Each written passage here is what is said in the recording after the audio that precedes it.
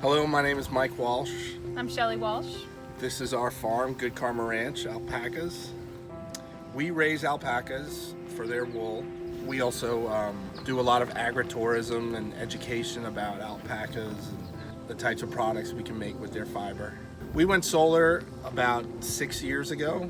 We wanted to reduce our carbon footprint. We're a big believer in the technology and the possibilities of solar, and we just wanted to bring that to the farm.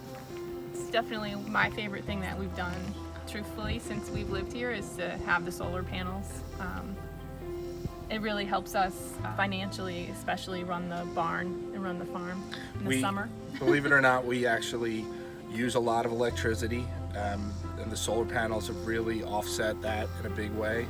So our utility bills in peak season are about 2/3 less than they used to be, and then in the off season, in the winter, we're just getting credits from our utility company.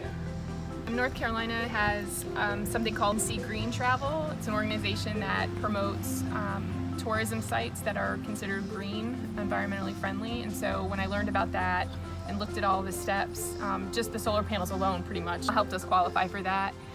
There's other things that we do, it's everything from bird sanctuary to then the solar panels. And so we were able to apply for that and write up a little environmental policy for the farm, and now we're NC Green Travel certified. We're on their website as a location for people looking for green tourism.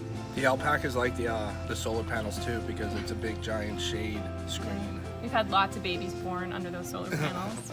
I think they feel protected under there, I don't know, but lots of babies born under there.